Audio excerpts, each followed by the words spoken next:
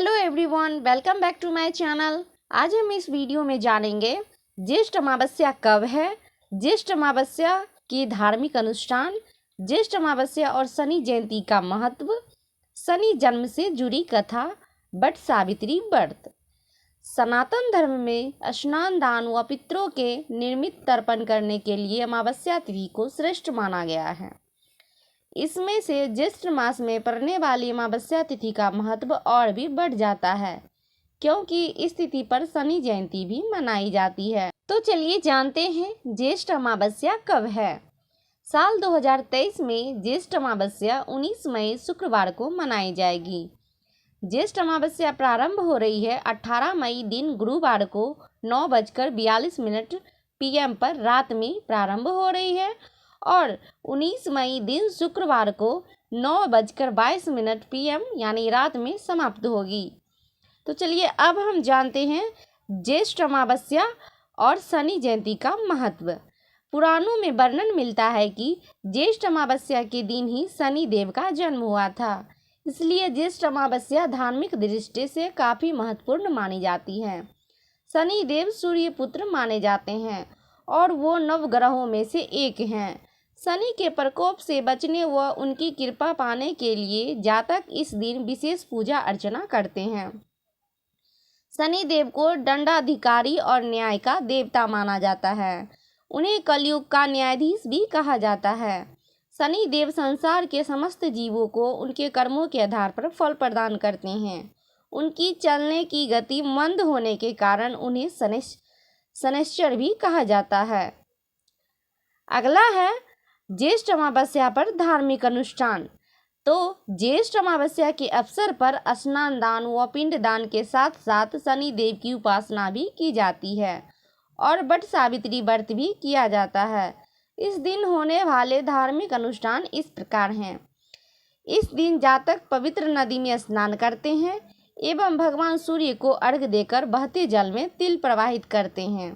पितरों की आत्मा की शांति के लिए इस दिन उनके निर्मित तर्पण किया जाता है और वह निर्धन व्यक्ति को दान दक्षिणा दी जाती है।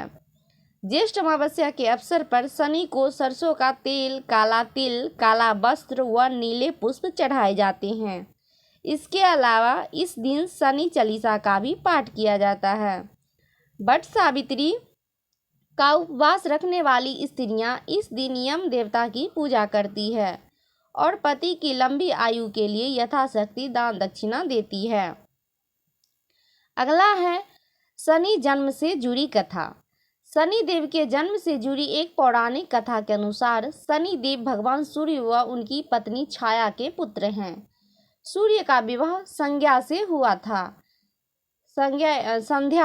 था जिनसे मनु, यम एवं यमुना नामक 3 संतान हुई। तो चलिए अब जानते हैं शनि जन्म से जुड़ी कथा। शनि देव कैसे जन्म लिए थे। शनि देव के जन्म से जुड़ी एक पौराणिक कथा के अनुसार शनि देव भगवान सूर्य व उनकी पत्नी छाया के पुत्र हैं। सूर्य का विवाह संज्ञा से हुआ था जिनसे मनु, यम एवं यमुना नामक 3 संतानें हुई।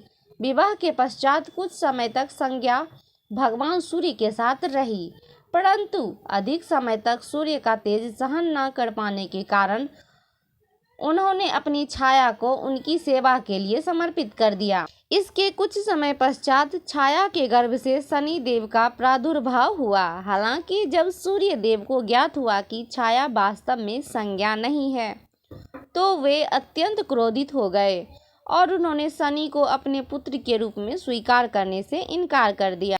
तो चलिए अब जानते हैं वट सावित्री व्रत के बारे में।